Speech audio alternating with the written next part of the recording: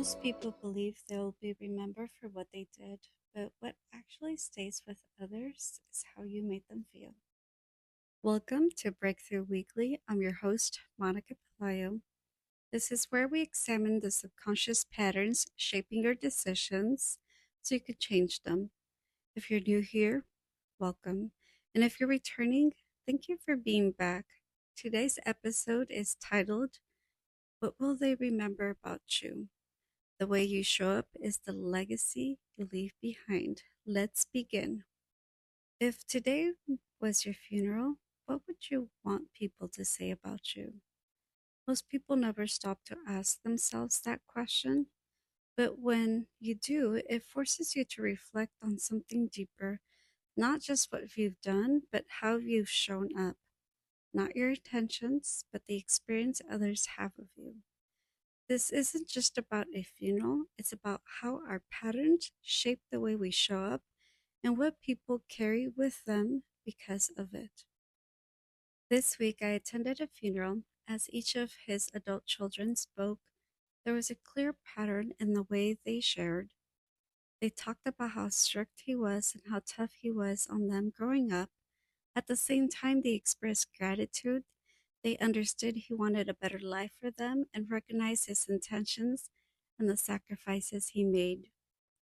What stood out wasn't just what they said, it was what was missing. I didn't hear words like loving, supportive, or emotionally present. This funeral made me pause, look inward, and reflect deeply on what I observed and how I've been showing up. It made me think about something we don't often stop to consider. While we're focused on what we're building, providing, and trying to achieve, we rarely look at how we are actually showing up in the moments that matter the most.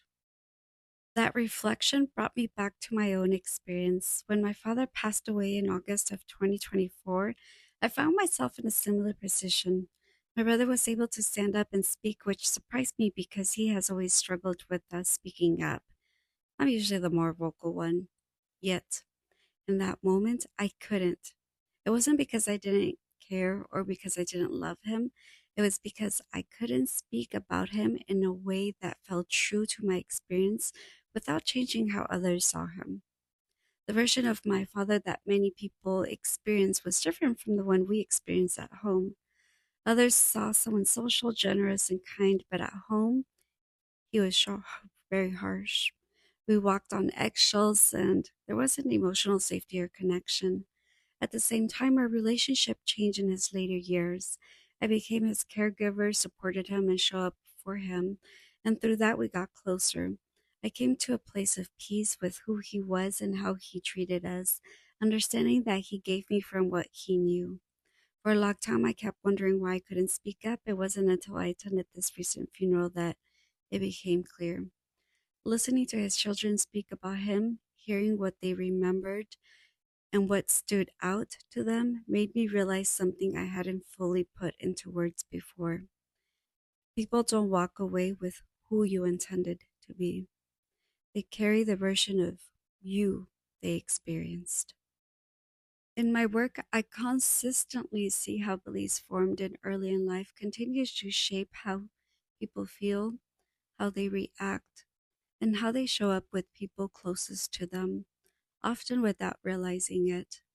When I work with clients, we often uncover that what's affecting them today, self doubt, procrastination, feeling stuck, or patterns of self sabotage, can be traced back to what they experienced growing up. It comes from what was said, what wasn't said, how they were treated, and how they were made to feel. Many of us taught to show love by providing, achieving, and doing more, but not necessarily by being emotionally present. Many people are consciously trying to break generational patterns. They recognize what they experience and decide they want to be different. But in moments of stress or frustration, they find themselves reacting in the exact same ways. This happens because those patterns were never fully processed, they were only managed.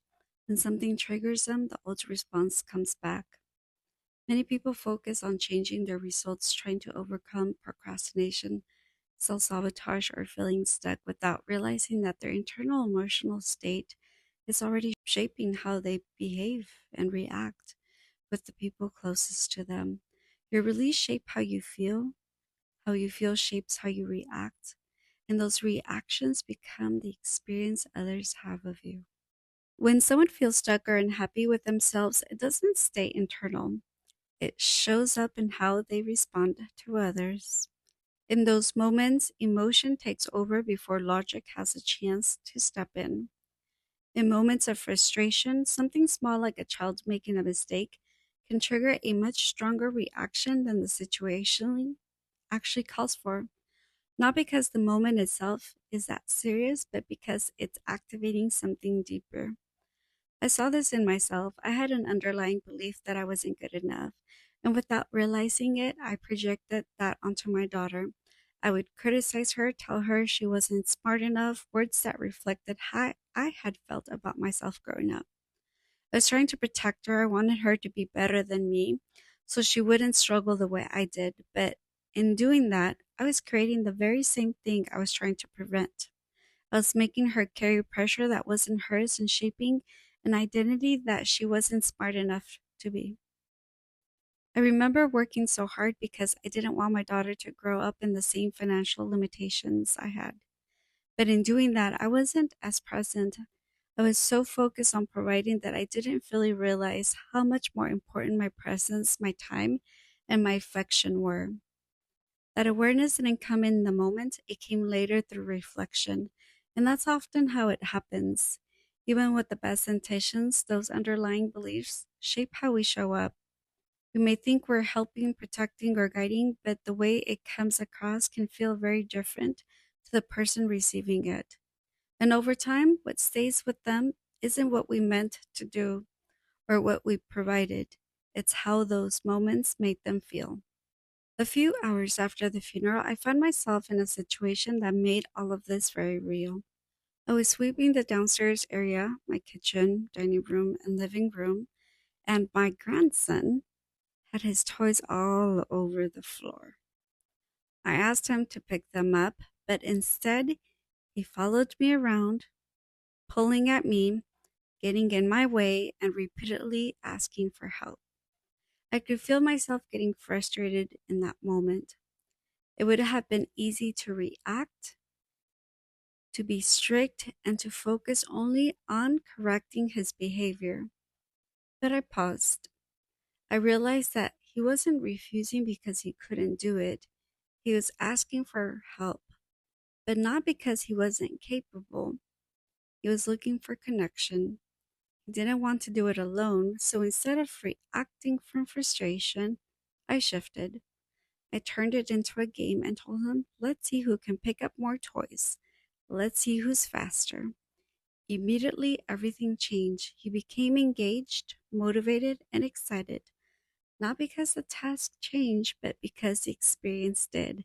And in that moment, I realized this wasn't just about him, it was about how I was choosing to show up. That moment reflected something I see often in my work, but this time, I was the one living it in real time. That was the moment it clicked. The funeral, what I heard, and what I didn't hear, combined with that interaction with my grandson, made me stop and reflect on something deeper.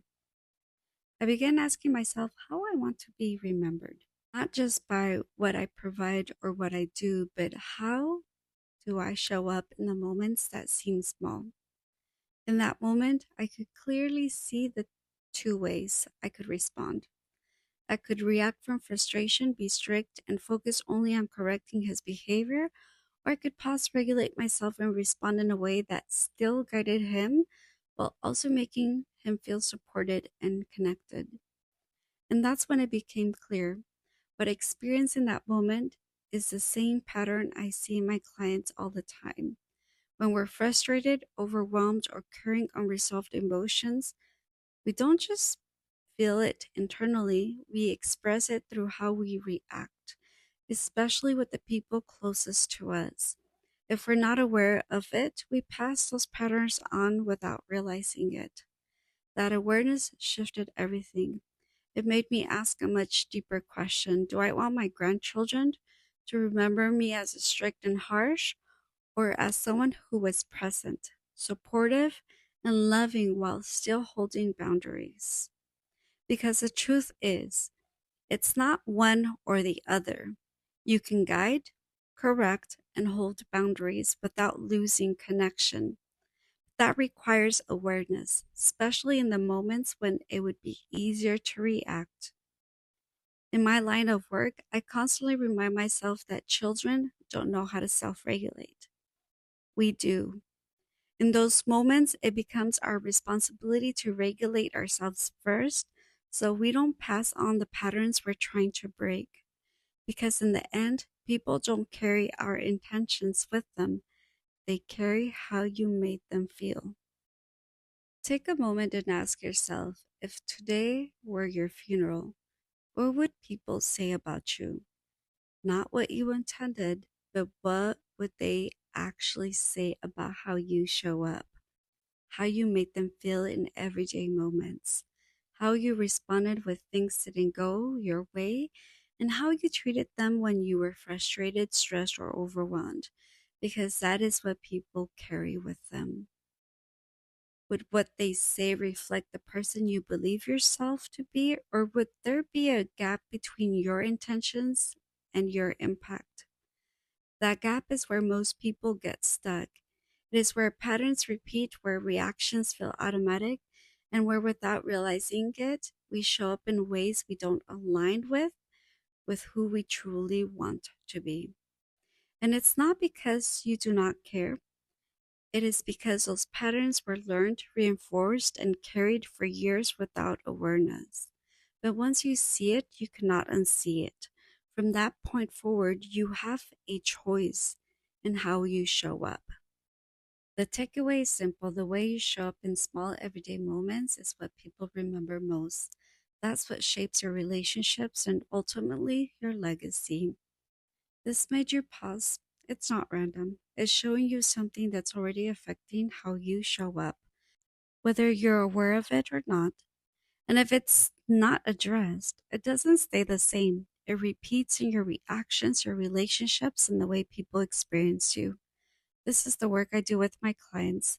I help you identify and shift the underlying beliefs driving these patterns so you could change how you show up at the root. If you're ready to stop repeating these patterns and start changing how you show up in your life and relationship, now is the time to address it. You can schedule an exploratory call at thethrivingpathways.com/appointment. If you're not quite ready there yet, subscribe to my newsletter and podcast so you don't miss the next reflection and breakthrough. If something in this episode brought awareness to a pattern you hadn't fully seen before, take a moment to reflect on it. Awareness is where meaningful change begins. The more we understand the subconscious beliefs shaping our reactions, the more power we have to respond differently and create new outcomes. Thank you for spending this time with me and for being a part of these conversations about awareness, growth, and transformation. If this episode helped you see something more clearly, share it with someone who may benefit from hearing it. And make sure you subscribe so you don't miss next week's Breakthrough Weekly. I'm Monica Pelayo, and I'll see you next time.